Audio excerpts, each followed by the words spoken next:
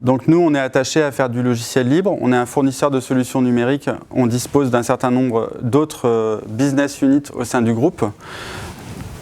Donc avec une activité d'infogérance sous la marque Serenity, une activité d'intégration de logiciels libres sous la marque Alternity, une activité autour des ERP libres Odoo et Dolibar sous la marque Auguria. Une activité web e-commerce, donc là c'est Drupal, Magento, PrestaShop, des choses comme ça sous la marque By the Way.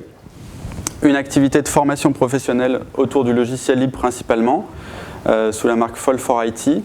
Et puis, comme on héberge un certain nombre de solutions, on a une activité d'hébergeur et de lien réseau.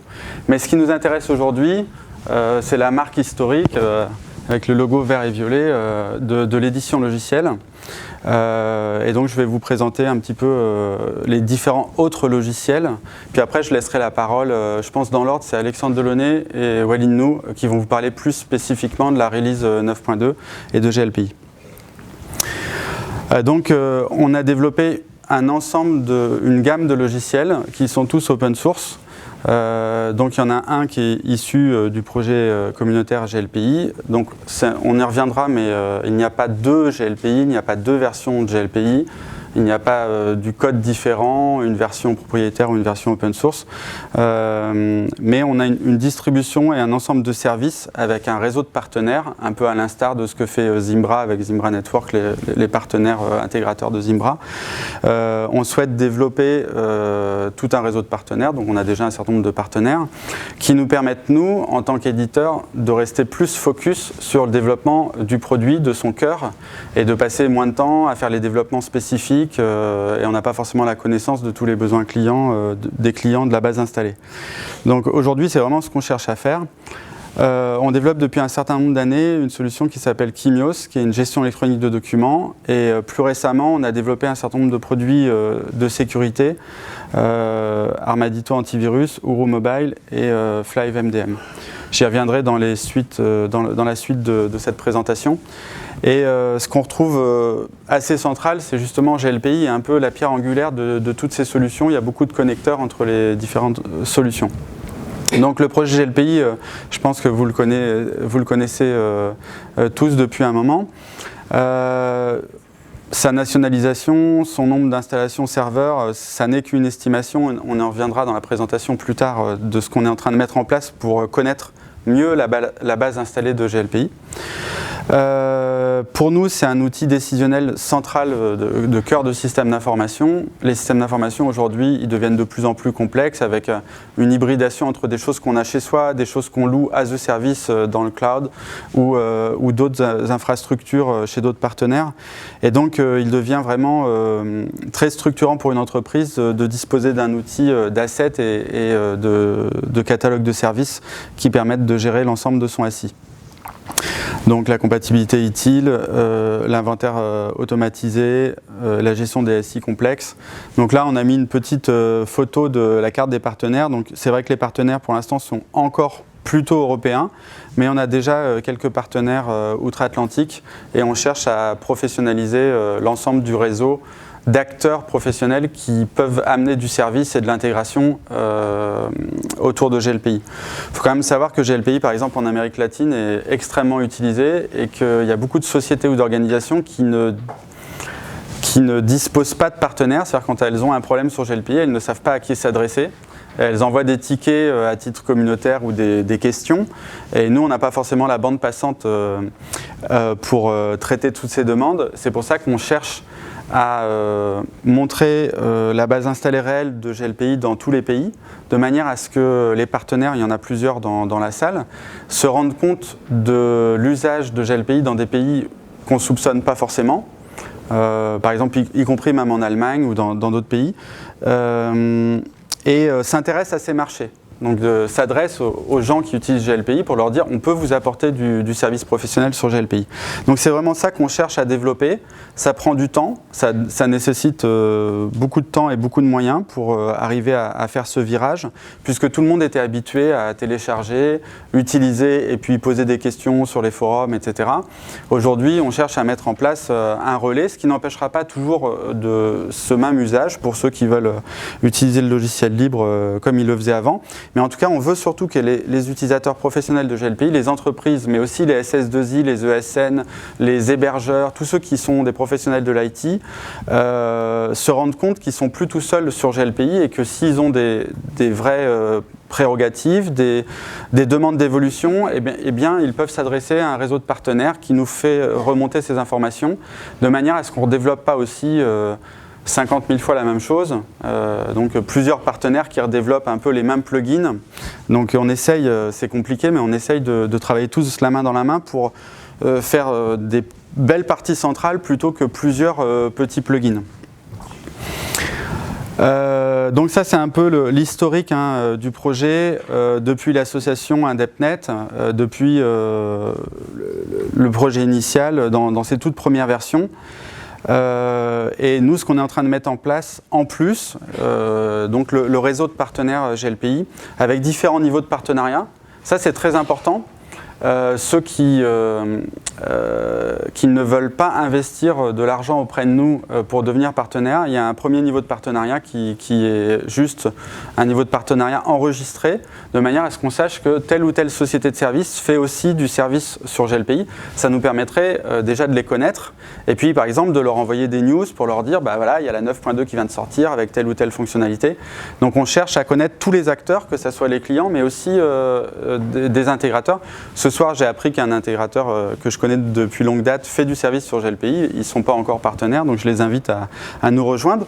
S'ils ne veulent pas s'investir en termes d'euros, ils peuvent nous rejoindre simplement en disant qu'ils sont partenaires, qu'ils font du service sur GLPI et qu'ils soient partenaires enregistrés. Ensuite, on a des niveaux Silver, Gold, Platinum. Ce qui est important aussi, c'est que nous, on a une équipe qui est dédiée sur GLPI. Donc c'est des gens qui font du GLPI toute l'année, qui ne font que ça, ils ne font pas d'autres types de projets. Et pour ça, on a justement besoin de mettre ce réseau de partenariat et de financement par les souscriptions, de manière à ce que les gens qui utilisent GLPI au quotidien toute l'année et qui ont des bugs, des besoins de correction et des besoins de support, puissent faire appel à leurs partenaires et puissent remonter les incidents chez nous au niveau de l'éditeur.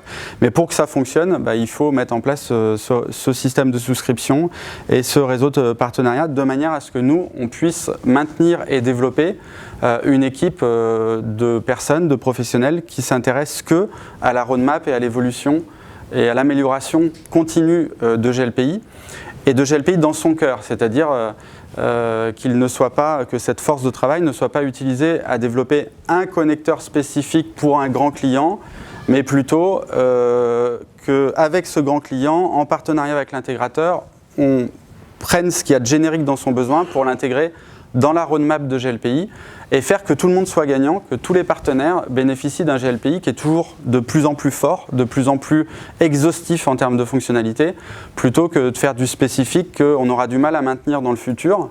Pour vous en tant que client, parce que si vous avez une énorme verrue de code qui n'est pas dans le cœur de l'application, eh bien il vous faudra une tierce maintenance applicative pour maintenir ce code au fil du lot des releases de GLPI. Alors que si ces fonctionnalités sont intégrées dans le cœur, vous aurez le support de l'édition qui sera natif. J'ai parlé du réseau de partenariat et ensuite la dernière touche qu'on ajoute à tout ça, c'est une interconnexion avec d'autres logiciels.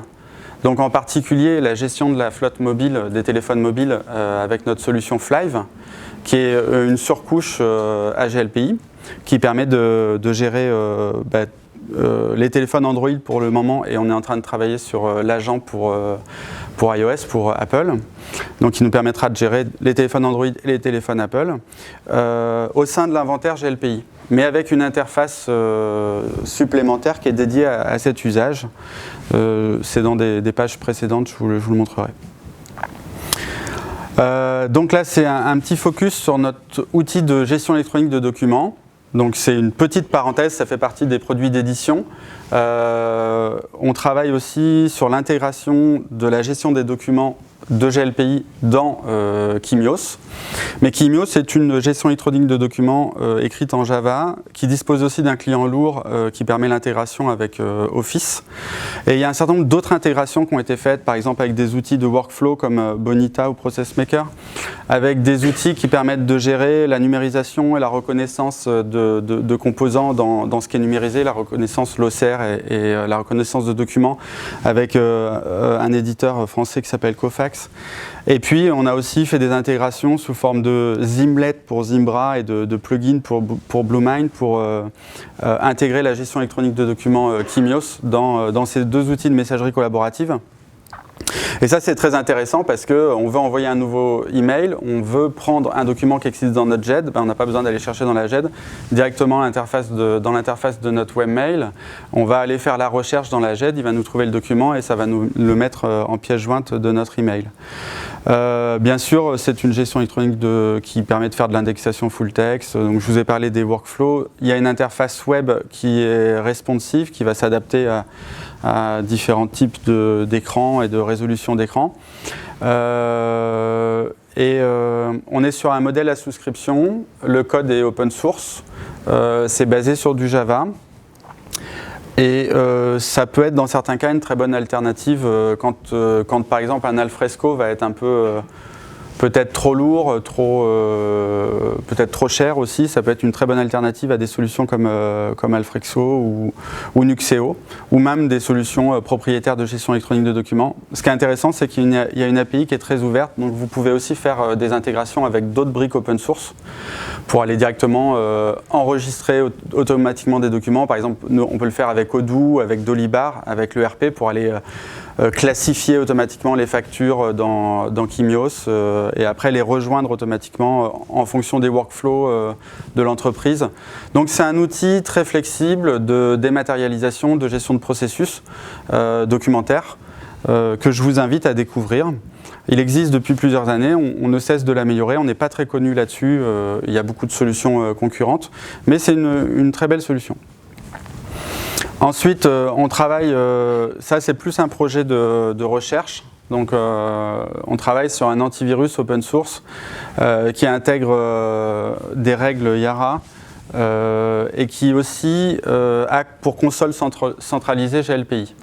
On sortira dans le futur un plugin de GLPI qui va permettre de gérer les antivirus Armadito, mais aussi les principaux antivirus du marché.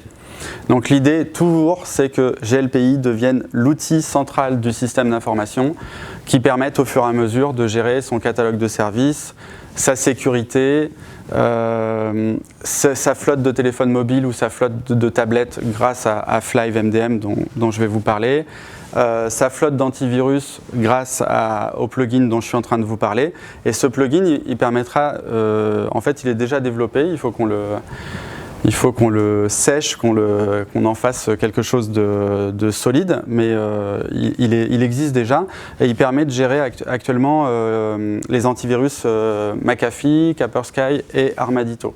Donc l'idée c'est que dans GLPI, on a une idée de quels sont les postes de travail, les serveurs qui sont à jour de signature, de version d'antivirus. Donc on remonte de l'information en automatique des différents antivirus et dans une optique hybride, c'est-à-dire que si vous avez un système d'information qui comporte 150 000 ordinateurs, vous n'avez peut-être pas les mêmes contrats d'antivirus pour toutes les subdivisions de votre organisation. Et on peut très bien faire coexister plusieurs antivirus, mais l'idée c'est de consolider l'information de mise à jour des antivirus dans une seule et même console. Donc ça c'est un programme sur lequel on travaillera encore plusieurs années avec on vous fera part des sorties commerciales au fur et à mesure de leur production. Et Ouro Mobile, c'est pareil, là on est sur un téléphone mobile Android sécurisé où on ajoute une couche de sécurisation sur le téléphone, principalement pour vérifier l'intégrité des applications qui sont déployées sur le téléphone. Si vous avez tous des téléphones Android, pour ceux qui ont des téléphones Android, quand vous allez sur le marketplace Google et que vous téléchargez une lampe de poche pour pouvoir éclairer la serrure de votre voiture l'hiver, vous n'êtes pas très sûr de cette lampe de poche. Est-ce qu'elle ne fait que allumer votre flash diode qui est à l'arrière votre flash LED qui est à l'arrière du téléphone, mais est-ce qu'elle n'en profite pas aussi pour faire keylogger et envoyer des informations sensibles à des gens, à des serveurs sur l'internet? Il y a eu de très nombreux cas d'applications malveillantes, de spyware sur Android. Je pense qu'il y en a dans la nature une quantité assez importante.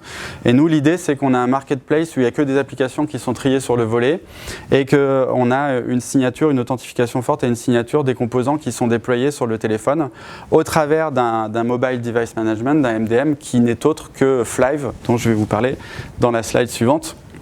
Donc Slide, qui est un redéveloppement par-dessus GLPI, qui utilise les API de GLPI et qui permet d'inventorier et de gérer des flottes de téléphones mobiles avec des polices d'administration, de dire telle partie de ma flotte, par exemple, je vais lui fermer la data quand elle sort du territoire français, parce que mes contrats ne permettent pas de la data à l'étranger, donc je vais me retrouver avec des factures horribles. Donc je préfère que mes collaborateurs, quand ils partent à l'étranger, ils passent la frontière, ça ferme la data de leur téléphone. Mais ça peut être le contrôle de n'importe quel device du téléphone, des caméras, de toutes sortes de devices qu'il y a sur le téléphone. Et puis on va aussi bien sûr gérer les applications. Donc ça va être un formidable outil pour déployer quand on a des tablettes d'entreprise et qu'on veut faire des applications par exemple pour l'immobilier, pour vérifier un appartement, pour faire les états des lieux, et on veut que tous nos collaborateurs de notre entreprise aient la même tablette avec la même application, et on veut être sûr que c'est bien la bonne application dans la bonne version. On va utiliser cet outil pour déployer et mettre à jour notre application. On peut aussi bien sûr déployer et mettre à jour des fichiers. Donc ça peut être utilisé pour des représentants commerciaux qui ont besoin d'avoir toujours une base documentaire sur leur tablette et qu'on soit sûr qu'elle est bien déployée et que tout le monde est à jour de cette base documentaire. Il y a pas mal de technologies pour le déploiement de ces fichiers, c'est assez intéressant. Et tout ça, ça se greffe par-dessus GLPI au travers des API de GLPI. Il y a une interface qui est très moderne. Il y a une version qui est disponible sur internet, vous pouvez tester Flive.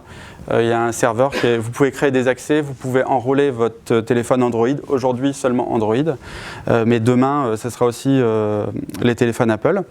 Et je pense qu'on a une application qui est vraiment intéressante et qui est très concurrentielle en termes de prix par rapport aux solutions leaders du marché, et aussi beaucoup plus ouverte, puisque là encore on se reconnecte sur notre GLPI. Ça veut dire que tous les gens qui utilisent GLPI et qui ont besoin d'un MDM peuvent regarder du côté de Flive, voir où ça en est et le tester. Ça ne veut pas forcément dire le déployer cette année.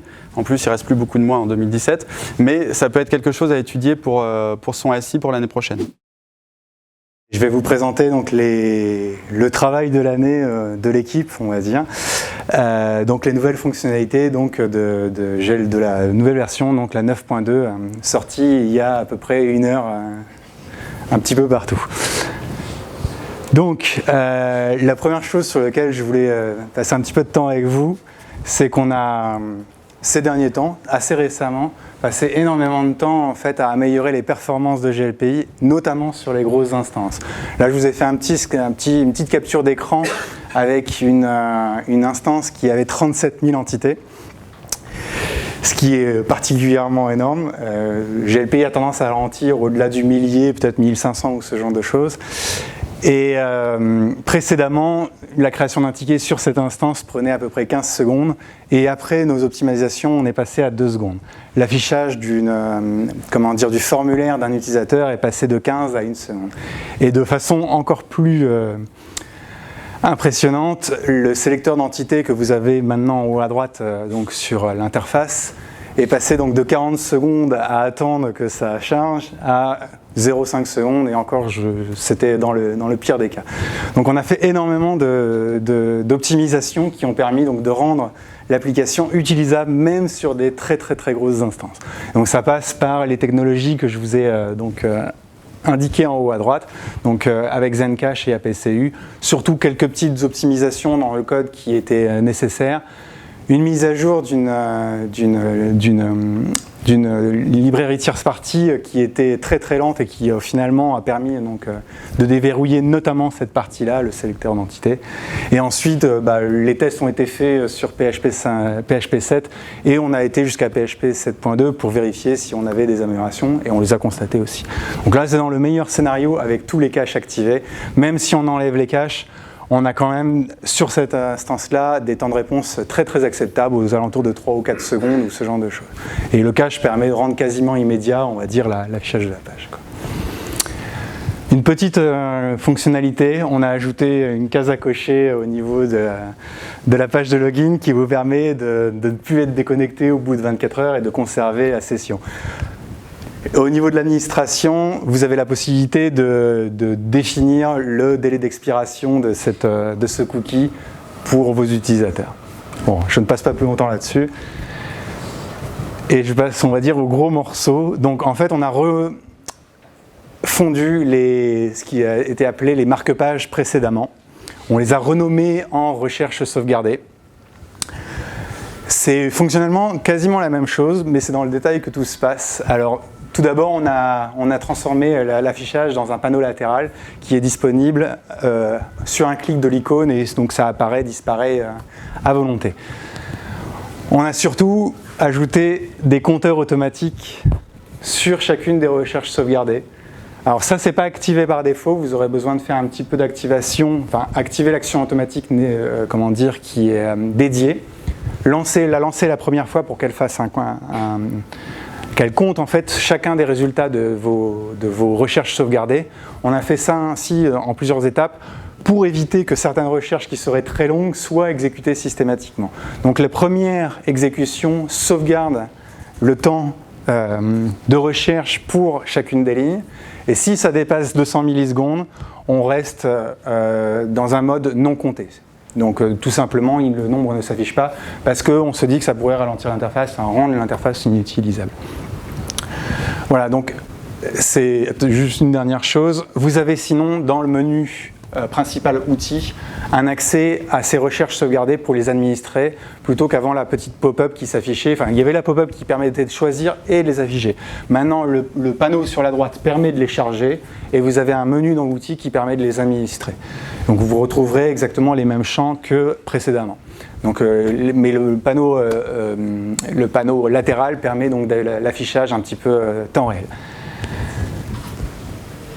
Et surtout, alors je n'ai pas une capture pour celui-ci, mais je peux vous l'expliquer. On a ajouté à ces recherches sauvegardées la possibilité de mettre des notifications, des alertes sur des dépassements. Maintenant qu'on compte les résultats en fait, de ces marque-pages, de ces recherches, eh bien, on est en mesure de faire des niveaux à dépasser, à ne pas dépasser, enfin, comme vous voulez l'interpréter.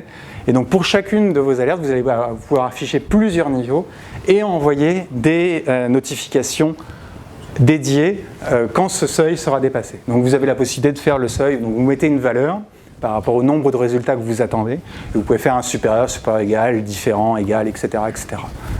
Voilà. Donc ça c'est un très gros développement qui est complètement automatisé. Donc là il y a une action automatique qui tourne en permanence que vous pouvez configurer. Allez, je crois que par défaut elle est à demi-journée, mais vous pouvez la réduire si vous le souhaitez et donc envoyer vos notifications, avoir quelque chose peut-être de plus temps réel.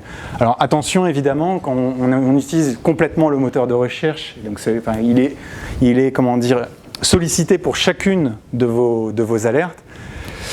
Si vous avez des choses gourmandes, il faut éviter justement que cette action automatique ne s'exécute de façon régulière, enfin en tout cas trop courte.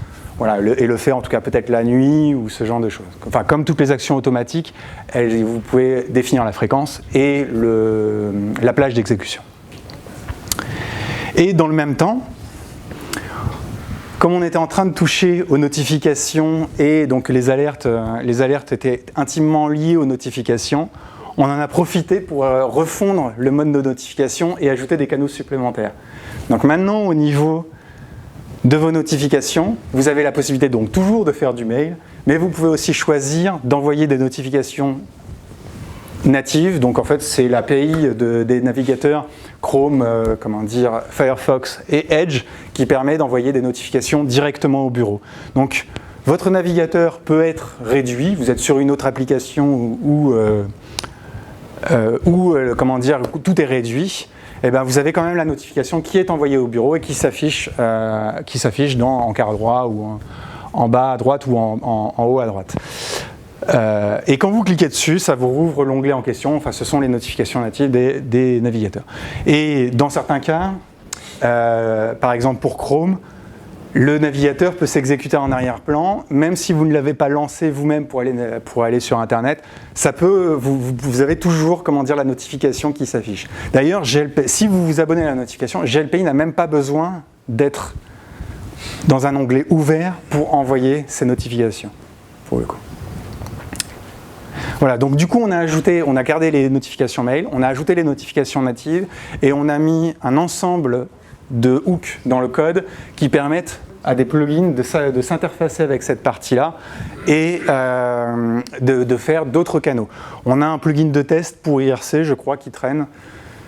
Et il y a des personnes qui avaient commencé, avant la refonte de ce système, à faire un plugin Telegram et ils devraient normalement s'interfacer avec ces nouveaux hooks pour pouvoir avoir donc des notifications sur Telegram. Mais après, on imagine ce qu'on veut, vous pourriez faire du WhatsApp ou du SMS ou d'autres canaux pour le coup. Donc voilà pour les alertes et les notifications. Donc ensuite, donc ça c'est une contribution d'un partenaire du projet, donc ça a été fait par Infotel. Au niveau des niveaux de service de GLPI, on avait précédemment les SLA, et maintenant on a ajouté les OLA, donc les Operational Level Agreements, qui, je vais prendre un exemple assez simple, vous permettent de faire en fait comme si c'était des sous-SLA, mais qui sont à destination, on va dire, de l'équipe interne. Imaginons un centre de service qui s'engage auprès de son client à prendre en charge un ticket en moins de 2 heures et de le résoudre en moins de 24 heures. Et il sait qu'en interne, pour ce type d'incident, il va devoir l'escalader à une équipe, 2 équipes différentes. Et évidemment, il va falloir que son SLA soit respecté au niveau de son client.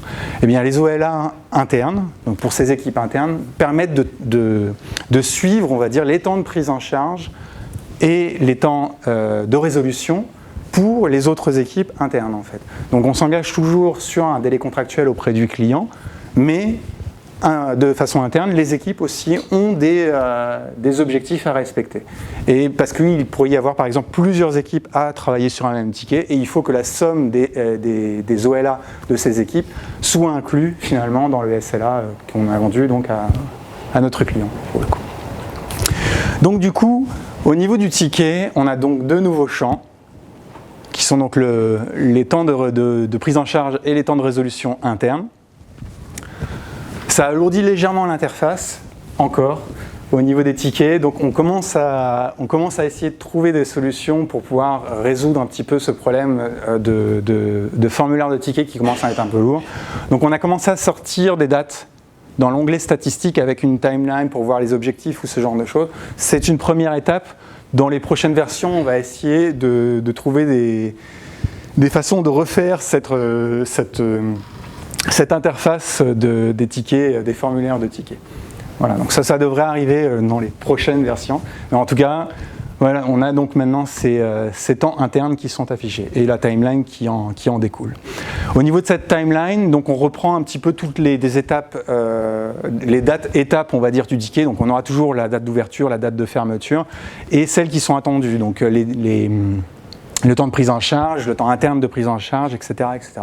Et ces délais, à partir du moment où les SLA sont associés au ticket et qu'ils n'ont pas été respectés, dans la timeline, ça apparaîtra en rouge pour le coup.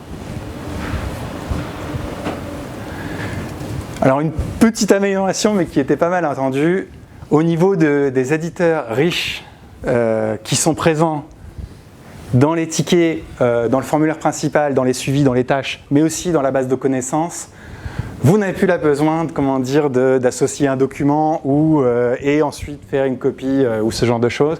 Maintenant, vous pouvez directement coller vos images au niveau de l'éditeur de texte. Elles restent à l'intérieur de ce texte. Elles sont réduites en taille, mais pas en poids, pour garder une interface, voilà, que l'interface soit correcte. Après, vous pouvez, si vous voulez, l'agrandir pour pouvoir l'avoir plein écran ou ce genre de choses. Et de la même façon, on a ajouté aussi le support du drag and drop directement dans l'éditeur. Donc si vous avez donc dans votre image sur un dossier document de votre ordinateur, vous pouvez la déplacer directement dans l'éditeur. Donc toute cette partie a été refondue puisque ça existait déjà précédemment. C'était un petit peu compliqué à utiliser, pas forcément très pratique ni forcément très visuel. Maintenant c'est simple, hein, vous avez une image dans votre presse-papier, vous faites un CTRL-V et elle apparaît directement. Et alors au moment du collage de l'image, il y a un appel qui est fait sur la base documentaire de GLPI. Donc ça reste quand même un envoi dans gestion document. Donc l'image est toujours présente. Elle n'est pas comment dire, stockée, on va dire, en base de données. Elle est toujours au niveau de la gestion et des documents. Donc vous pouvez la repartager, faire de la gestion dessus, ce genre de choses. C'est aussi dans la base de connaissances. Bah oui, c'est aussi dans la base de connaissances. Enfin, c'est là, à mon avis, que c'est le plus pratique, à vrai dire, parce que c'était là où c'était le moins pratique précédemment. D'ailleurs, au niveau de la base de connaissances, on a fait pas mal de petites améliorations qui la rendent, à mon avis, qui la rendent plus utilisable que précédemment. La première chose, c'est qu'on a ajouté les révisions.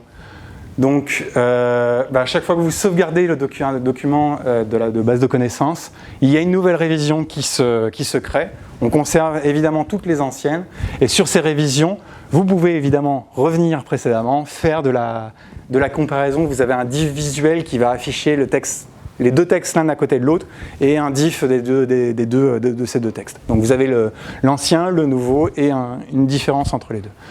Donc là j'ai fait une capture avec juste deux listes, mais quand on en a plein, il y a donc les petits boutons radio qui apparaissent et on a un bouton donc compare qui permet donc de comparer des révisions qui n'auraient rien à voir.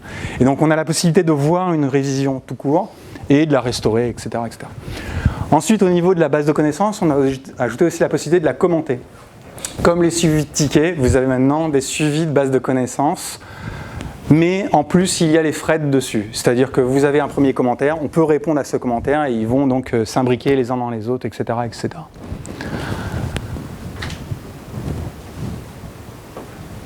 On a ajouté la possibilité aussi de faire des liaisons avec l'inventaire et le helpdesk, donc les problèmes, les tickets, les changements. Alors il existait précédemment une liaison avec les tickets qui était sous la forme de j'enregistre un ticket dans la base de connaissances en reprenant son titre et sa solution, et la possibilité de rechercher dans la base de connaissances à partir de la solution d'un ticket. Maintenant c'est vraiment une liaison forte, vraiment définie, qui permet donc de dire cette entrée de la base de connaissances, elle s'applique à tel modèle de serveur, etc., etc., etc. Voilà, donc vous avez un onglet maintenant éléments qui est dans les entrées de base de connaissances. Et une petite amélioration quand vous visualisez une entrée de la base de connaissances en mode HTML, pas en mode édition, toutes les textes qui ont été formatés en tant que titres ont maintenant, sur passage de la souris, un petit lien qui apparaît et vous pouvez cliquer dessus et ça permet sur les longs articles de faire une encre en fait sur celui-ci, et quand vous passez ce lien avec cette encre-là, au moment où on affichera l'article, il va automatiquement scroller à cette partie de l'article, pour le coup. Et c'est tout pour la base de connaissances. Une autre petite fonctionnalité qui a été ajoutée dans cette version, c'est la possibilité d'ajouter des tâches dans les gabarits de tickets. Dans votre gabarit de ticket, vous allez ajouter plusieurs tâches. Par exemple, je ne sais pas, vous avez un formulaire de nouvel arrivant avec des tâches qui doivent être effectuées par des techniciens différents, ouverture de l'AD, préparation du poste ou ce genre de choses. Mais c'est tout le temps les mêmes tâches qui doivent être faites.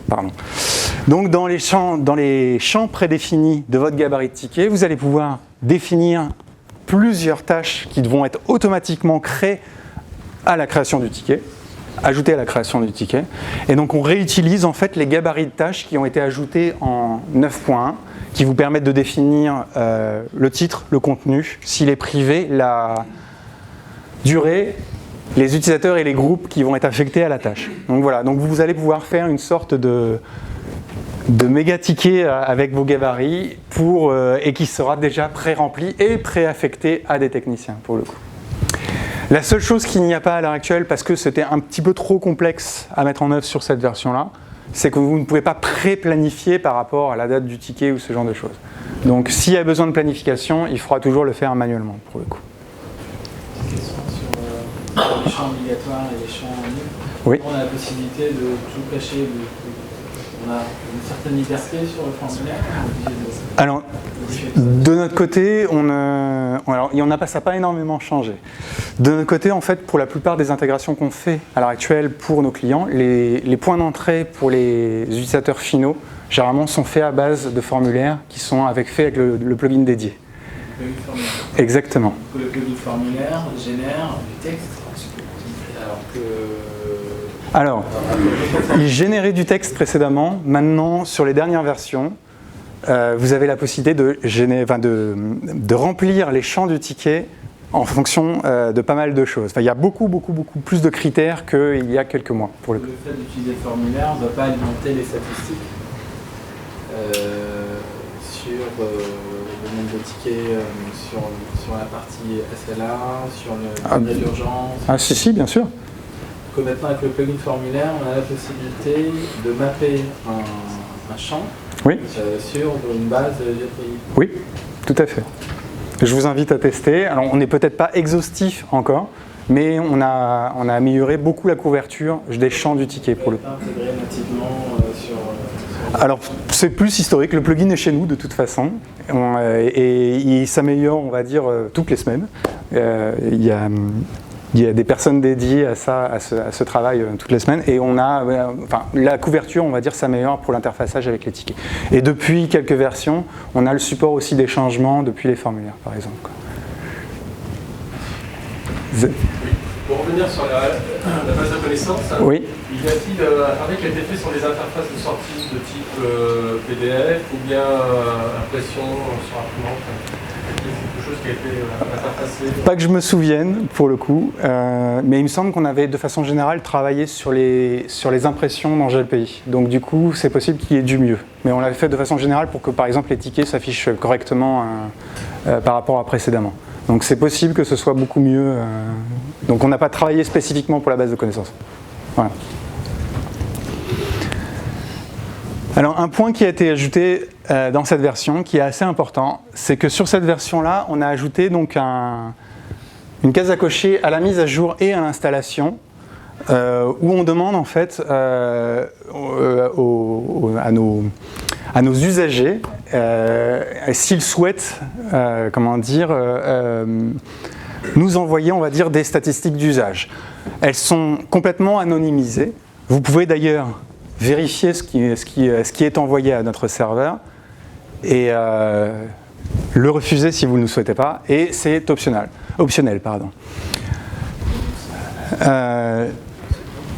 Ça nous donne, est-ce que tu peux changer hein? Ça nous donne des données qui sont agrégées à l'heure actuelle dans une base de données, et on en a profité pour faire une sorte de mini portail qui permet donc d'agréger et présenter ces données.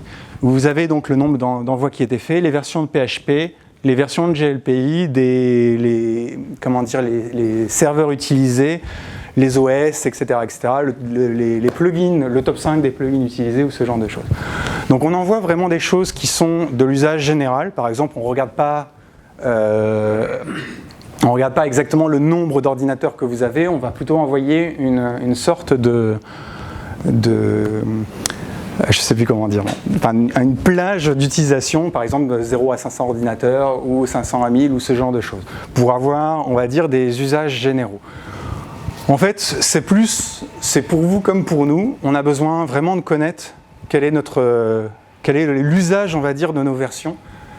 Et parce qu'en fait, à l'heure actuelle, on n'en a pas vraiment, on a une vision, on va dire, globale des instances, parce qu'on connaît un petit peu les développeurs, on a des stats de Google Analytics, par exemple, on connaît notre nombre de clients ou ce genre de choses, mais on n'a vraiment aucune idée précise au niveau de l'installation. On avait précédemment, on a rapatrié les références qui nous permettaient donc d'avoir donc une liste des personnes qui sont qui s'inscrivent volontairement. Donc là, c'est, ce n'est pas anonyme puisque du coup on met le nom de la société et ses coordonnées. Et donc du coup on s'est dit que ça me permettrait de mieux nous connaître et ça permettait donc tout à chacun finalement de contribuer, on va dire, au projet GLPI, non pas peut-être par du bug fix, non pas par de la traduction ou des fonctionnalités ou ce genre de choses, mais par une meilleure connaissance, on va dire, de toute la communauté. Et donc du coup, les données en elles-mêmes sont stockées dans une base de données, on ne les fournit pas brutes, mais on s'est dit qu'on reversait ce que vous nous donniez pour que ça profite justement à tout le monde, quoi. Tu voulais intervenir sur ce point qui me tient particulièrement à cœur. Ça me démangeait, mais Alexandre a très bien expliqué. Si vous voulez, la réalité aujourd'hui, c'est qu'on estime qu'il y a plus que 100 000 installations serveurs de GLPI à travers le monde. Peut-être bien plus encore. On le voit quand on sort des bugs fixes de sécurité, par exemple celui qui est sorti assez récemment sur les problèmes d'injection SQL. On a un nombre de téléchargements qui suivent ce bug fix qui est très très important, ce qui nous explique, ce qui nous signifie que la base installée réelle de gens qui utilisent GLPI est certainement quand même assez importante parce que si on n'a pas testé un logiciel, on ne s'amuse pas à télécharger un bug fixe de ce logiciel. Et pour nous, c'est très très important de connaître cette base installée, et pour vous aussi en tant que client, et pour vous aussi en tant que partenaire. Parce que plus on se compte, c'est un peu comme un parti politique, hein, plus on se compte, plus on est fort. Plus on est conscient de qui on est et des contributions qu'on peut attendre de tout à chacun. Et donc, pour les partenaires, de connaître qu'il y a un très fort usage de GLPI dans tel ou tel logiciel. Pour les clients qui se disent « Bon, j'ai commencé à tester GLPI là, mais est-ce que c'est une solution pour moi? Est-ce que c'est assez robuste? Est-ce que je ne suis pas le seul village gaulois à encore utiliser cette solution ?» Eh bien, ce genre d'outil qui va lui apporter des chiffres, il va peut-être se dire en regardant ces chiffres, ah bah non, je suis pas tout seul quand même à utiliser GLPI, donc je peux certainement continuer de l'utiliser. Donc ça c'est très important et c'est une forme de contribution. Pour nous c'est vraiment une forme de contribution. Il y a la contribution quand on est un client et qu'on a besoin de développer des choses ou qu'on achète du support professionnel, on va donner de l'argent au projet à travers le réseau de partenaires. Quand on est un partenaire ou qu'on est un développeur dans une université, et on va contribuer des corrections, des traductions, des feedbacks, etc. Mais quand on est n'importe quel utilisateur de GLPI qui va installer la première fois, et si on n'a pas trop de temps et pas trop d'argent, on peut faire un petit geste pour nous, de quand même nous remonter des données statistiques. Et donc, je vous demande à tous de jouer le jeu et puis de faire jouer le jeu à vos clients pour les partenaires. Et ça nous aidera beaucoup à améliorer la qualité de service et aussi de faire le tri entre peut-être du temps homme qu'on passe pour certains plugins qui sont peu ou pas utilisés et d'autres qui sont massivement utilisés mais on n'en a pas trop conscience. Donc pour plein de choses, c'est vraiment quelque chose qui amène du bon au projet. Donc voilà. J'en dirai pas plus, mais pour moi c'est vraiment quelque chose d'important dans cette release. Et pour les développeurs des plugins de manière générale, qui font un travail aussi un peu à l'aveugle parce qu'ils ne savent pas forcément la popularité de leur plugin, c'est aussi un outil qui est fait pour eux. Voilà. C'est pas que pour nous, c'est vraiment fait pour tout le monde. Si je peux intervenir, là vous avez bien évolué sur la partie logicielle, par contre en termes de documentation, que ce soit sur la documentation administrateur, que ce soit sur la documentation développeur, etc. On en a. Non, mais je vais y revenir. Enfin, on y va un petit peu plus loin. Globalement, en fait, on a beaucoup travaillé sur les tests unitaires cette année, qui n'existaient absolument pas précédemment. Et les tests unitaires, ce qui est bien, c'est qu'on peut faire de l'amélioration continue et ça se voit au fur et à mesure. Donc là, on commence à avoir une couverture très très forte. Et on a travaillé sur la doc pas mal cette année aussi. Sauf que là, on a peut-être un tiers. Allez, un bon 40% qui est faite, mais tant qu'elle n'est pas finie, on ne peut pas la livrer, quoi. Mais on y travaille. Donc, et on a une équipe qui commence à être pas mal quand même, mais beaucoup de travail et ce genre de choses. Et du coup, ça avance, mais elle n'est pas encore fournissable en l'état pour le coup. Mais du coup, on a la documentation développeur qui, elle, est complète à l'inverse de ce qui était avant. C'est-à-dire qu'on a profité d'avoir à faire des développements, des formations de développeurs pour écrire la documentation développeur. Donc c'est pas vrai qu'il n'y a pas de doc, on a déjà fait celle-là. Et pour le reste, J'allais dire qu'avec le temps, on écrit les choses, ça prend du temps, ça demande aussi des compétences qui sont différentes parce qu'il faut savoir. Alors, c'est pas forcément de la documentation qui est très technique, donc il faut des profils de gens qui sont plutôt utilisateurs de GLPI, qui sont capables d'écrire. Si vous essayez de décrire les entités, c'est pas juste, comment dire, le concept en lui-même est compliqué. Écrire la documentation sur la partie LDAP, on l'a fait, ça nous a pris 2 jours. Donc c'est des choses qui demandent, qui peuvent pas être forcément faites toutes seules par un développeur. Ça demande des compétences qui sont externes. Donc on écrit la doc, et on a aussi besoin de gens en plus qui vont pouvoir nous aider là-dessus. C'est un travail qui est très gros, qui est très chiant. Et encore, dites-vous que sur la doc française, vous êtes plutôt bien lotis parce que les Anglais, ils ont rien. Que dalle, rien. Donc on va y aller progressivement. Et plus vous vendez de souscriptions, et plus on a d'argent, et plus on mettra de gens dessus, et plus vite ça se passe. Globalement, c'est le message que je vais faire passer.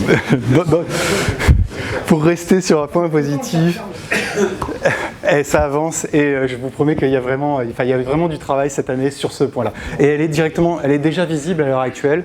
Je pourrais passer le lien si vous voulez la visualiser, mais il y a déjà je pense, un bon tiers qui est fait à l'heure actuelle. Et peut-être que la sortie du nouveau site internet communautaire, où il y a tous les liens vers toutes les ressources, oui, simplifiera aussi de trouver ces ressources qui souvent existent. C'est clair. En double, parfois, en plus. Donc dans les petits bonus qu'on a ajoutés sur cette version-là, il y a un petit raccourci qui est donc CTRL-Alt-G, qui va vous permettre de faire une recherche approximative dans les menus de GLPI, donc, alors que ce soit les menus directs ou les menus de 3e niveau, par exemple tous les intitulés, tous les composants, toutes les règles ou ce genre de choses. Donc en fait, quand vous allez taper CTRL-G, il y a une petite pop-up qui va apparaître et vous pouvez taper les lettres pas forcément consécutives, c'est-à-dire que vous pouvez mettre une première lettre de chaque mot par exemple, ou la première lettre et la fin de la dernière lettre d'un mot, et donc ça va vous faire une recherche approximative et vous trouvez l'occurrence de menu qui est la plus proche. Voilà. Et donc en divers, on a intégré sur cette version 3 plugins communautaires, donc qui sont les certificats, les cartes SIM et des parties du plugin comportement. Pour le comportement, ce sont les notifications aux techniciens et aux groupes, et sur lequel on a ajouté aussi les fournisseurs pour le coup.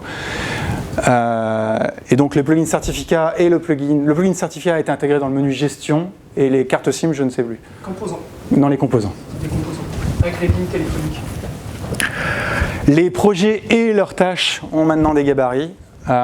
Et sinon, un gros travail de fond qui n'est pas forcément... il y a une petite partie visible, mais c'est vraiment la toute petite partie de l'iceberg. On fait une grosse refonte des systèmes d'exploitation dans le cœur. Donc maintenant, ils ont été sortis dans un onglet des ordinateurs parce qu'il commençait à y avoir beaucoup d'informations. Et on en a profité pour ajouter des champs qui étaient un petit peu manquants, notamment le kernel, sa version, et la famille, je ne sais plus. 386, architecture. Non, les architectures étaient déjà présentes. Ouais, non, les éditions. Les éditions, voilà, le familial, pro, ce genre de choses.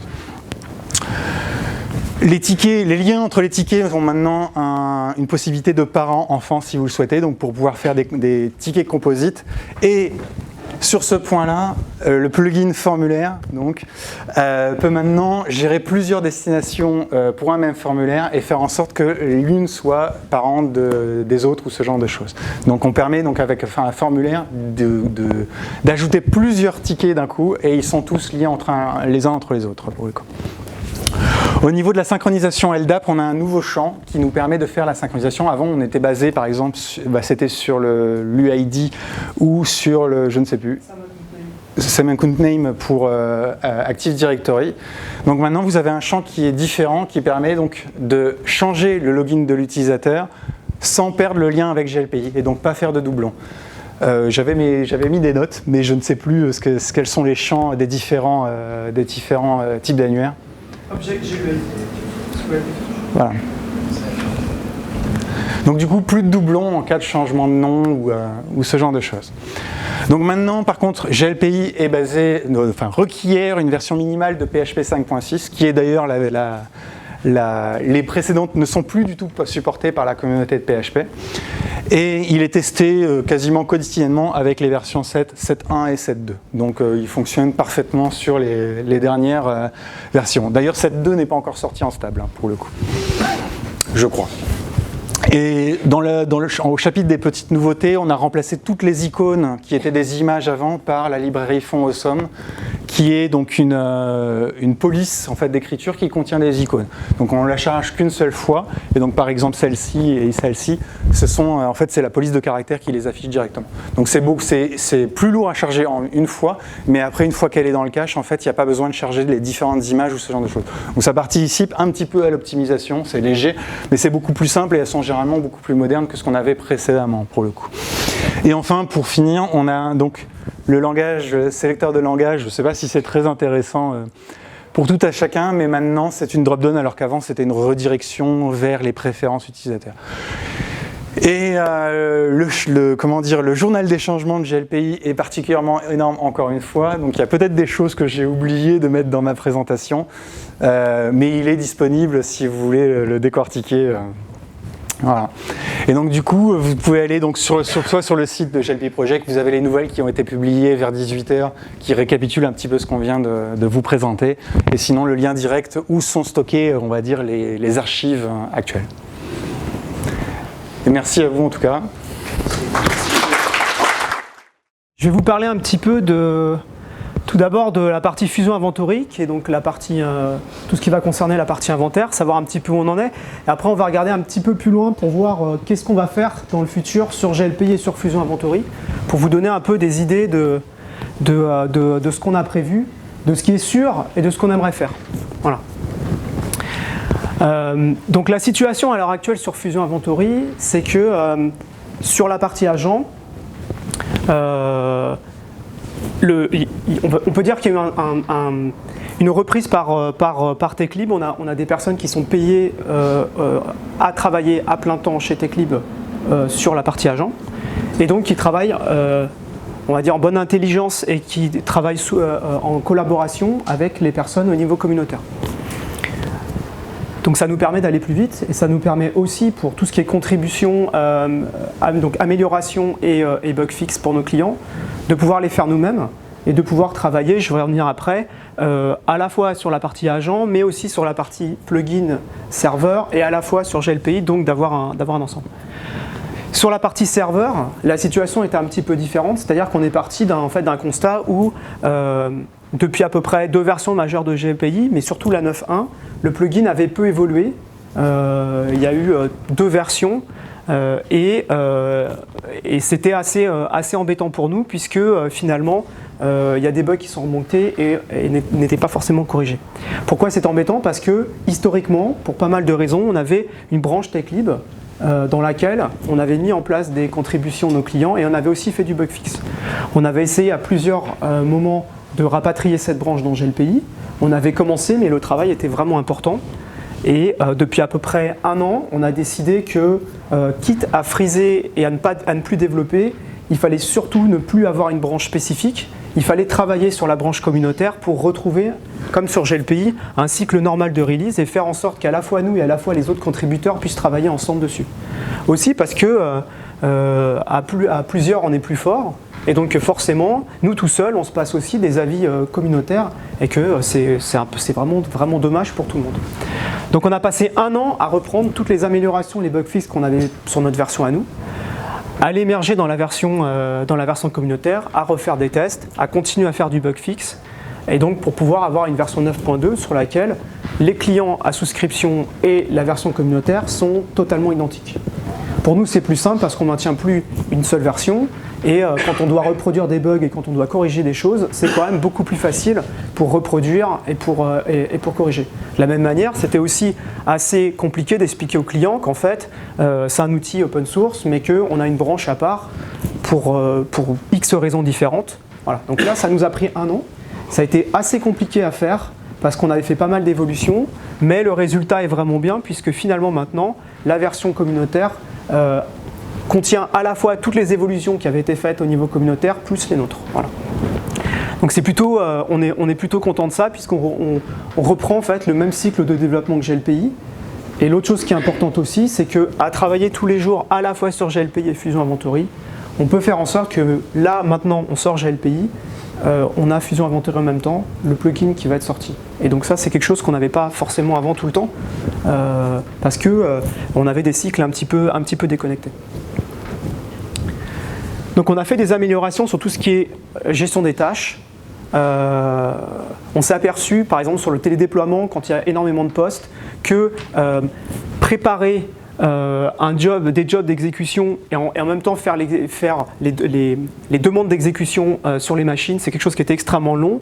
Donc maintenant, on peut définir des périodes d'exécution pour la partie préparation. Par exemple, la nuit, on prépare tous les jobs de déploiement sur 15 000 machines la nuit, et des jobs des plages pour la partie exécution. Donc on exécute et on prépare, et on envoie, on donne la possibilité aux agents de venir chercher leur déploiement sur des périodes données. On a travaillé aussi sur la partie interface utilisateur.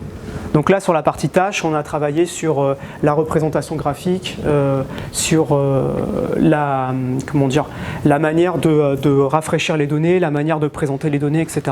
C'est pas toujours des gros trucs, mais on a travaillé sur les perfs, on a travaillé sur pas mal de choses pour rendre la chose intéressante. Et ça, c'est des retours de production qu'on a eu de clients qui utilisent sur par exemple, beaucoup des déploiements massifs ou des grosses découvertes et inventaires réseau sur énormément d'équipements, etc. L'autre déploiement, l'autre partie sur laquelle on a travaillé, qui pour le coup est assez nouvelle, c'est sur la partie télédéploiement de logiciels. On a déjà repris l'interface pour revoir toute la partie audit de déploiement et action de déploiement, ajouter des nouveaux audits sur des checks de base de registre par exemple. Checker des clés de base de registre, checker des valeurs de clés, l'existence de clés, le type de clés, etc.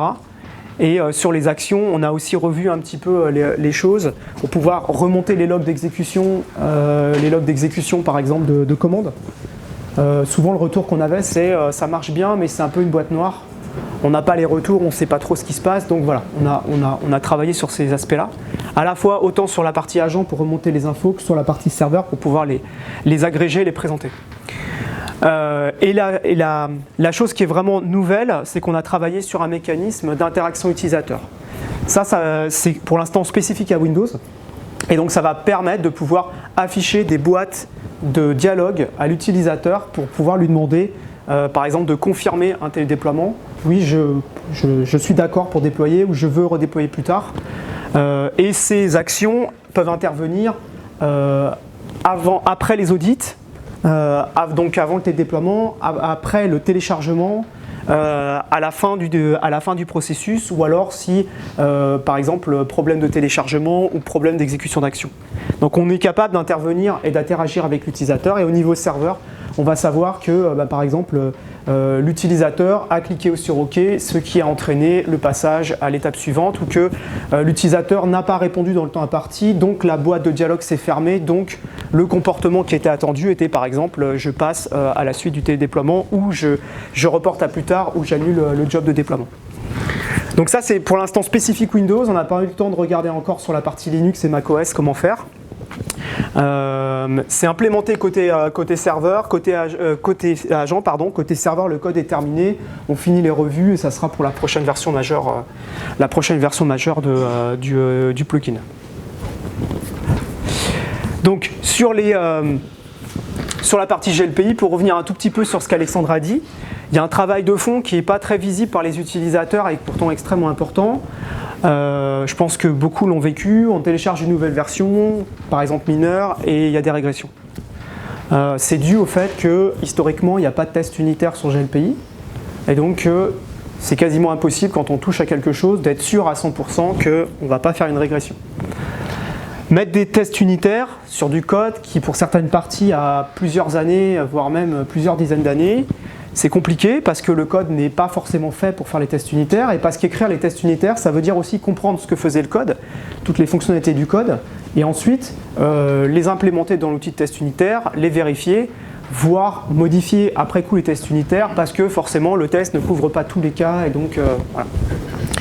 C'est un travail qui est très long, qui est pas, on va dire pas très gratifiant, mais qui est totalement nécessaire pour que quand on sort une version, on soit capable de dire qu'on ne fait pas de régression, et que s'il y a une régression, on modifie les tests unitaires pour que ça ne se reproduise pas plus tard. Donc ça, c'est vraiment quelque chose qui a été impulsé par la communauté. À l'époque, ça, c'est quelque chose qui a été commencé par un de nos contributeurs il y a déjà plusieurs années, sous l'équipe précédente, et qui n'avait pas été mis en place. Et ça a été remis en place, ça a été ressorti cette année de manière communautaire. Tout le monde s'y est plié à la fois sur GLPI et sur les différents plugins. Donc sur Fusion Inventory, il y avait déjà des tests sur la partie agents et serveurs, mais sur nos propres plugins, on a fait la même chose. Donc c'est une bonne habitude à prendre. Maintenant, on l'a mis en place là-dessus. Et donc, on ne peut pas vous garantir qu'il n'y a pas de bug, mais on peut juste vous garantir qu'on fait tout pour que dans les prochaines versions, il y en ait moins et qu'il n'y ait pas de régression. Et nous, ça nous tranquillisera aussi sur le fait que quand on fait une modif de code, on sait qu'on ne va pas tout casser derrière. Et même pour les nouveaux développeurs aussi, en lisant les tests, ils peuvent comprendre à quoi servent les fonctionnalités. Donc ça, c'est important et c'est quelque chose que vous ne voyez pas, mais qui a vraiment pris énormément de temps et qui prend toujours du temps. Faire des tests, par exemple, sur la partie LDAP, c'est pas simple, ça veut dire qu'il faut monter sur l'outil de test unitaire un serveur LDAP, il faut mettre les données, il faut tester, etc. Ça prend énormément de temps à mettre en place. On a mis, comme on est passé sur GitHub en reprenant le projet, on a mis en place ce qu'on appelle le système de pull request. Donc en fait, en gros, à l'époque avec SVN, il y avait les bons développeurs, c'est ceux qui avaient les accès SVN, et il y avait les gens qui voulaient devenir un bon développeur, et donc ils soumettaient des patchs sur la mailing list en attendant que ça soit intégré. Donc maintenant, ce qu'on fait, c'est que tout le monde fait des pull requests, que ce soit nous, que ce soit les autres personnes, et après il y a des personnes, des mainteneurs qui revoient les patchs, et quand c'est OK, on intègre les choses. Ça explique aussi pourquoi les roadmaps peuvent être mouvantes, puisque une pull request peut être terminée à un moment alors qu'on ne s'y attendait pas, et on va intégrer cette fonctionnalité-là, ou alors on peut travailler sur une pull request et s'apercevoir qu'elle est plus grosse ou qu'elle n'est pas mature, et on la repousse à une version future. Mais sans avoir besoin d'attendre et d'intégrer une moitié de fonctionnalité, c'est quelque chose qui est vraiment important, qui est que GitHub nous permet de faire très facilement. Donc les revues, c'est quelque chose qu'on fait, on essaye d'être assez réactif sur les revues des contributions. Donc ça demande aussi beaucoup de temps et des gens qui maîtrisent bien l'outil en profondeur pour comprendre tout ce que ça fait. Donc voilà, c'est en général fait par nous. Sur la partie documentation, on en a parlé. Donc la doc développeur est faite, donc maintenant on s'y tient. Quand on fait des modifs, on modifie la doc développeur, on modifie le plugin d'exemple. Et sur la doc utilisateur, il y a du travail qui a été fait et on est complètement au courant du fait qu'il y a un gros travail. Et on va essayer de s'y atteler en 2018. On espère vraiment pouvoir sortir des docs beaucoup plus à jour et on sait que c'est vraiment un point sur lequel il faut qu'on travaille.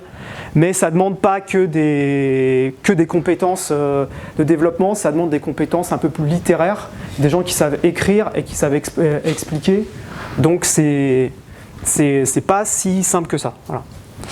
Et donc le but de la meilleure qualité, c'est pourquoi? C'est parce qu'on a aussi besoin d'attirer des contributeurs. Le but, c'est pas que TechLib développe tout seul GLPI, ça n'a pas d'intérêt. Le but, c'est que des contributeurs améliorent sur les parties qui les intéressent l'outil, soit là. On a par exemple des contributeurs dans la communauté qui peuvent répondre sur des questions Windows.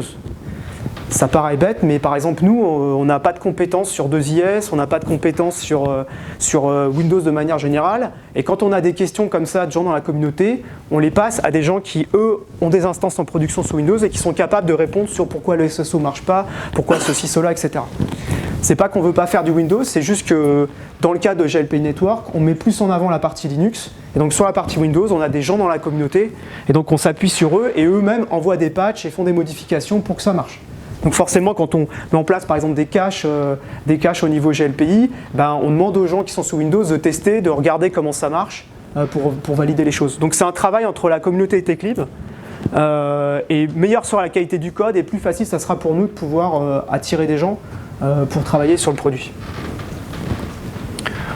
Sur la partie métabase, là c'est Alexandre qui devrait plus en parler parce que c'est lui qui maîtrise le sujet. En gros, la grosse problématique qu'on nous demande, c'est oui d'accord, ok, GLPI, il y a des rapports, c'est bien, mais comment on rajoute des rapports? Et les rapports, c'est pas top, voilà. On s'est posé plein de questions et on va dire qu'on en est arrivé à la conclusion qu'on ne voulait pas faire de rapports, on ne veut pas faire de plugin de rapports. On est une petite équipe et commencer à faire de la BI, ça n'a pas d'intérêt. Donc on a regardé les différents outils et on est tombé sur Metabase, qui est un outil open source qui est vraiment très bien, qui est facile, qui est multi-source de données. Et donc c'est maintenant ça qu'on pousse à travers les clients et les partenaires pour faire des rapports. Ça permet à quelqu'un qui connaît le SQL d'aller faire ses propres requêtes, ça permet à quelqu'un qui ne connaît pas le SQL d'aller faire ses propres requêtes, ça permet aux gens de pouvoir faire leur propre dashboard. En fait, en gros, tout ce que GLPI ne sait pas faire et qu'on ne veut pas qu'il ne fasse. Parce que c'est hors du scope et parce que ça demanderait des équipes. Metabase le fera beaucoup mieux que tout ce qu'on pourra faire. Donc autant être pragmatique, se concentrer sur ce que GLPI doit faire et utiliser des outils open source à côté pour faire ce travail-là. Voilà. Donc multi-source de données, on peut écrire du SQL direct, on a des dashboards, enfin bref, on a énormément de choses et c'est un outil qui est en constante évolution. C'est vraiment très très bien. On vous présente cet outil pour la simple et bonne raison qu'à l'heure actuelle il est extrêmement léger, open source, Ouais. et surtout qu'on l'a déjà intégré avec GLPI finalement. Ouais. On en a déjà peut-être 4 ou 5 à l'heure actuelle à qui on l'a présenté et à qui on a mis en production de façon vraiment un succès, on va dire, en termes d'utilisation de ce genre de choses. Et un projet d'intégration avec Metabase, ça à expliquer et à commencer, ça prend même pas une demi-journée. Et c'est vraiment, à présenter, c'est plutôt joli, c'est vraiment très très léger et facile à utiliser. Voilà. C'est tout bénéfice pour tout le monde en fait. Donc c'est mieux et c'est vers ça qu'on tend. Il y a Metabase, mais bien sûr, on n'est pas obligé d'utiliser cet outil-là. N'importe quel outil qui fait du reporting peut être connecté à GLPI. C'est juste que nous, on a sélectionné celui-là, on va dire. Je ne vais pas revenir très longtemps sur la partie FlyveMDM. Je voudrais juste expliquer ce que ça veut dire du point de vue GLPI d'avoir FlyveMDM. GLPI, il y a deux parties, on va dire il y a deux virages sur lesquels il a eu un peu de mal à aller. Le premier, c'est Data Center, on va en parler après, et le deuxième, c'est la partie mobile. La partie mobile, c'est quelque chose qui est établi, et dans GLPI, un téléphone portable ou une tablette, c'est quoi? C'est un ordinateur, on ne sait pas trop comment on doit le gérer, etc. FlyveMDM, donc qui est un outil qui se met au-dessus de GLPI, c'est lui qui va tirer GLPI vers ce monde qu'il ne connaissait pas en fait. Donc à travers FlyveMDM, on travaille sur tout ce qui est amélioration des composants, remontée des capteurs, remontée des cartes SIM, géolocalisation, etc. Donc c'est un peu le laboratoire et c'est lui qui nous permet de pouvoir améliorer GLPI sur cette partie-là. Donc la gestion de tous les devices mobiles qui est actuellement dans GLPI se fait basiquement à travers des ordinateurs. Attendez-vous dans des versions futures à ce qu'elles soient au niveau de ce qu'on va pouvoir trouver en termes d'autres outils et ça sera grâce à FlyveMDM. Voilà. Donc chez nous, c'est des personnes de l'équipe de GLPI plus d'autres personnes. Et c'est aussi intéressant parce que des inventaires Android, des inventaires iOS, c'est aussi des nouvelles possibilités, c'est aussi des nouvelles choses qu'on remonte et qu'ensuite on va pouvoir appliquer sur Fusion Inventory, sur d'autres choses. C'est d'autres manières de télédéployer, c'est du push, etc., etc. Donc toutes ces technos, c'est aussi un laboratoire pour nous, pour travailler là-dessus. L'interface est créée en AngularJS. Ça nous donne aussi des idées, on ne vous le cache pas pour le futur de GLPI, pour améliorer l'interface, puisqu'à un moment ou un autre, on va bien s'attaquer à la refonte un peu globale de l'interface. Pour l'instant, on travaille sur le cœur de l'application, et à terme, forcément, on va faire évoluer l'application, c'est normal. La géolocalisation, c'est quelque chose qui était aussi souvent demandé. Voilà, j'ai une pièce, je voudrais savoir où sont mes matériels, etc. On a des coordonnées GPS dans les lieux de GLPI, mais on n'a pas les cartes associées.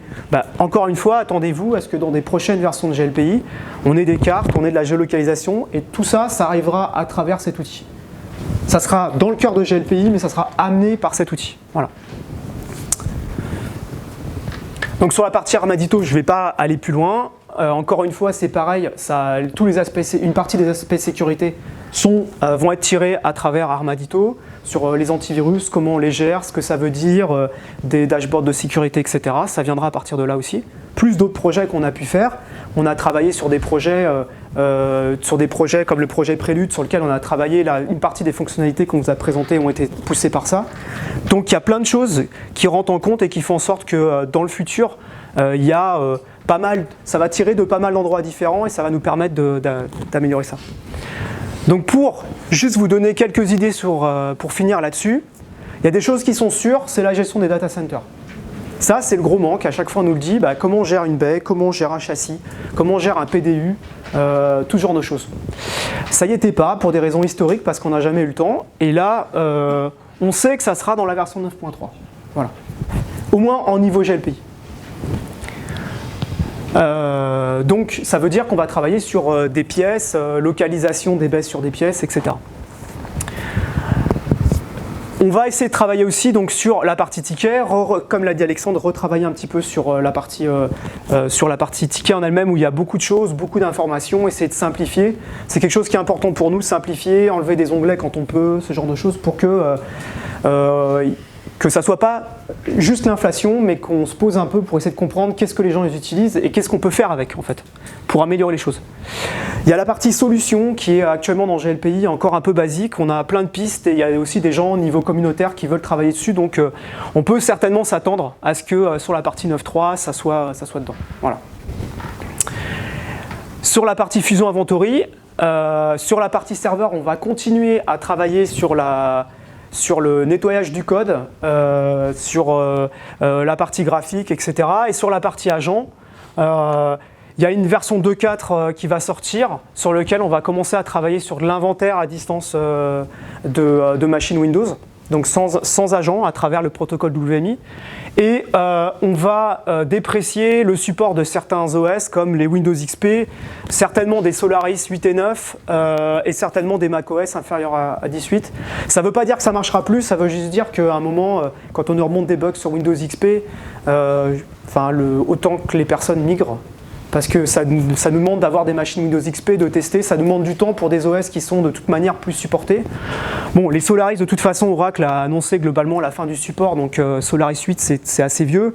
Et sur des macOS 18, c'est pareil, on est quand même sur des versions qui sont vraiment anciennes. Sur l'agent, il y aura certainement d'autres choses, comme là on a travaillé aussi sur le support des cartes SIM pour certains routeurs 4G. Donc on va remonter les cartes SIM des routeurs 4G, les modems, les firmware, ce genre de choses, donc des améliorations là-dessus.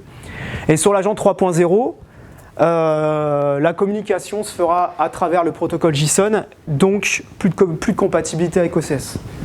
Voilà, c'est la fin du support OCS, c'est historique, mais à un moment ou un autre, si on passe au protocole JSON, on va certainement plus supporter ça. Surtout qu'on va changer la logique interne de l'agent, on va certainement simplifier son fonctionnement aussi. Donc voilà, fini OCS, on ne pourra plus envoyer un agent Fusion sur un serveur OCS. Sur la partie plugin, c'est ce que je disais, du clean de code, travailler sur simplification de l'interface, essayer d'enlever pareil des onglets, on a essayé de travailler là-dessus aussi. Il y a pas mal de travail qui va être fait encore à ce niveau-là. Pareil du code qui est là historiquement qu'on va réécrire en partie. Et les adaptations pour l'agent 3.0. Pour faire simple, en gros, l'agent sera piloté par le serveur, donc ça veut dire qu'au niveau serveur, on doit avoir les écrans et la logique pour pouvoir complètement piloter un agent à distance. Voilà. Au niveau agent, la conf sera assez minimale. Voilà. Et pour finir, d'abord, merci à toute l'équipe qui a travaillé très dur ici. Ça a été un travail très compliqué à la fois sur GLPI et sur Fusion. Merci à toutes les personnes au niveau communautaire qui ont travaillé dessus. Il y en a qui sont là ce soir, il y en a qui n'ont pas pu venir parce qu'ils ont tous fait un travail. Il y en a qui font ça vraiment sur leur temps libre, il y en a qui n'ont vraiment pas beaucoup de boulot, il y en a qui font ça parce qu'ils aiment ça. Donc merci à tout le monde. Puis merci à vous d'utiliser GLPI et de nous faire confiance. Et pour le futur, voilà, sachez qu'on a une belle roadmap et qu'on a pas mal d'ambition pour la suite. Voilà. Et à nos partenaires aussi, merci. Et bien sûr à nos partenaires, excusez-moi, j'allais oublier. Voilà. Merci.